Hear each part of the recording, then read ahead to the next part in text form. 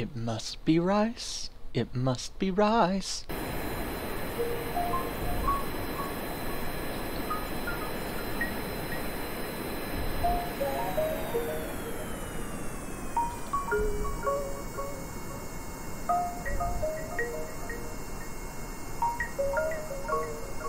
Well, that was interesting.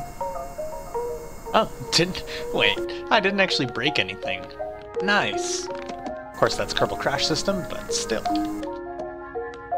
Hello and welcome to Kerbal Space Ram. I call this plane the DualSport. I just think because it has two engines, and it was actually a modification based on another craft design that I called the Tri-Sport because it had a triple propeller prop on the front. Unfortunately, I couldn't get that one to work very well, and used fuel way too quickly, so I made this. And as you can see, it's basically a stunt plane, you know, basic landing gear, very simple, and it's incredibly fun to fly and maneuver around the KSC. What's our thrust-to-weight ratio? Oh, okay, not 1. Whoops, that's not what I meant to do.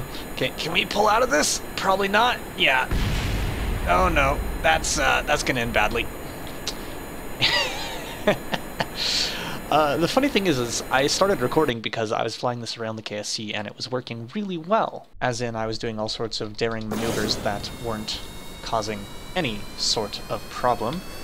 But now that I've started recording, I keep crashing the damn thing.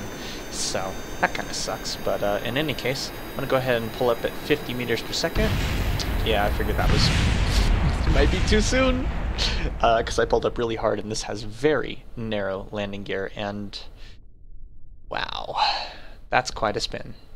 So you might have noticed this plane has flaps, and it also has a nose wheel that can be used to steer, like this. And my point in mentioning that is just that another thing I've been working on is standardizing all of my craft files, so that they all share the same controls. If they have flaps, the flaps are on 0. If they have nose wheel steering, it's toggleable on, excuse me, Action Group 9. And if they have engine mode switch, it's on Action Group 1. Sometimes there's some other things on like 2 and 3.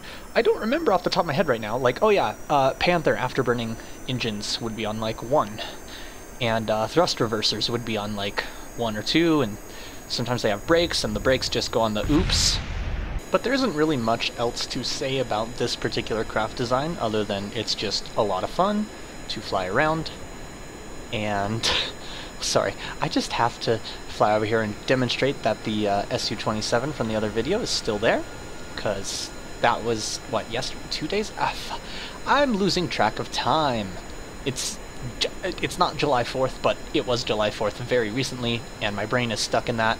In fact, all of the first 3 automation videos were actually recorded on July 4th, like literally on July 4th. Or was it? No, it was July 3rd. Wait, no, fuck, I don't remember. It was Sunday, whichever one is Sunday. America be weird, yo. But yeah, holidays and stuff. And this video didn't really feel complete because, well, you know, it's only been like a minute and a half right now, and there's gotta be more to happen. So we're gonna go back to my A-10, because my A-10 has had a massive, massive upgrade, and we're gonna hit this. Beautiful. So this is basically the same A-10 Thunderbolt II that I've had before, with some slight tweaks. You might notice them if you're eagle-eyed, but don't worry. I'll make them quite clear in just a moment. Alright, let's turn towards the SPH, and oops, SPH is gone. Now the VAB, and throttle up just a bit more. Okay, and now the admin center is gone. Let's get out the R&D building. Actually, that was the astronaut center. Oops. Oh well. Same difference, right? And there goes another building. And looks like I missed that shot. And yeah, I think there's only 1 round left. Yep, there it was. Oh, 2 rounds. Yep, and now we're out. So, as you might have been able to tell by the sound effects in use during that particular barrage, those are the new firework parts that were added in 1.12, so they are stock parts of the game. And I am using them as weapons, because as you can see, they're quite effective at that. I've destroyed several buildings with what I fired 6 shots at the buildings, 5 of those connected, so 5 buildings were destroyed. Also, here's a fun little trick for you. If you don't get within 200 meters of that craft, because it was landed on the VAB, it will still be landed on the VAB, even though the VAB is destroyed. Anyhow, so how this works is I've added the Starshot 8, which is one of the new firework parts right here. It is clipped in to line up directly with the firing barrel on the gun, which is obviously made of other non-functional parts to make an aesthetic gun, but not a functional one. Of course, now it is a functional one. You might notice the force here is 232.7 and launch velocity of 11,676, and that is not achievable if you're just looking at... Oh, hey, that sticks out ever so slightly. I like that, actually, because it gives a little hint as to what's hidden here. It's a GAU-1000, which allows you to do things that break otherwise limited things. So you can see I have these set to go all the way up, so there is a huge exponential curve in here, and then I have the time set to, I can't quite tell, oh, it says it's at 0. I can tell you it's not at 0 because if I click it right now, okay, I'll just move it a little bit. So if I put it at actual 0, you'll see the force goes to 0.03, launch velocity to 10. Normally these can only go to 5 and 100, but with the addition of the GAU, we can set them to any ridiculous number, including literally thousands, or actually if I put it right near the middle, well, if I put it right near the middle, we got 603,000 and 36,000 force. Now, the force is basically the recoil force, whereas the launch velocity is how fast it will fire. So launch velocity basically controls how much damage it'll do to something if it hits it. But of course, because this is a video game, if the launch velocity is too high, then it will be less effective because it will go right through a thing without registering the collision. And of course, the recoil force, the higher that is, the more it will kill you. It'll destroy your own craft potentially. And that's also how some people have been using these to make Orion drives. And I just set the recoil to something like 500, 400, I don't remember exactly. I set it, you know, basically, yeah, right about here, somewhere around this ballpark. So the launch velocity around 11,000, 10,000. So it's really fast, but still has a decent chance of hitting something, and the, recoil force is high, but not so high that it'll damage or destroy the plane. Although that said, with Kerbal Crash System in here, let's see.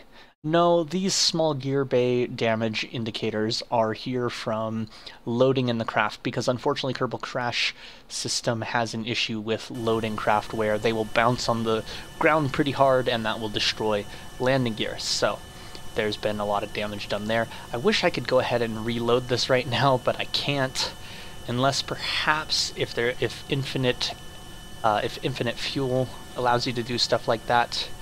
So I'm going to go ahead and pause it real quick. I'm going to say infinite propellant, infinite electricity. That may or may not do things. I'm going to click fix repairable parts. That probably won't help, but I'm going to go back to this anyhow, and let's see. Oh, hey, cool. And we can also demonstrate that if it has enough recoil force to slow us down quite significantly, or even make this plane go in reverse, because, well, just like the real thing, it should do that. And you can see where it fires, and you can see that the cockpit shakes quite badly when it fires. And let's see how fast I can fire this. Wow. Waiting for the explosions now. Did I overload the sound generator? I think I or sound engine. I think I actually overloaded the sound engine. Well, let's just do this. Just decouple those and fire another one. No explosion, at least not one that I heard. It may be that they're going out of range without exploding.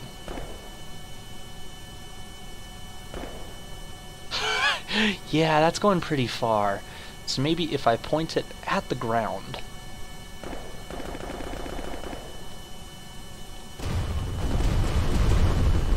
Yeah, because the bouncing off of the ground is keeping them within range to actually detonate.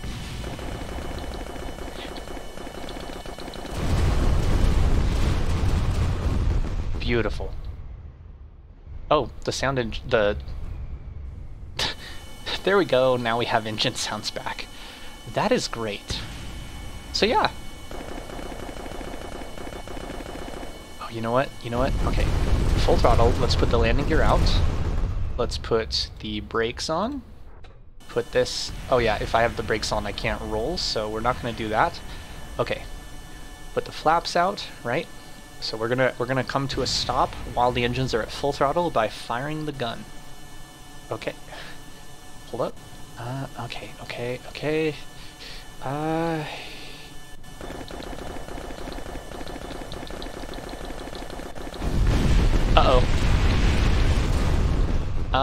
Well, that didn't go as intended, but we are on the ground. Not safely in any way, but there we go. Now everything's fine.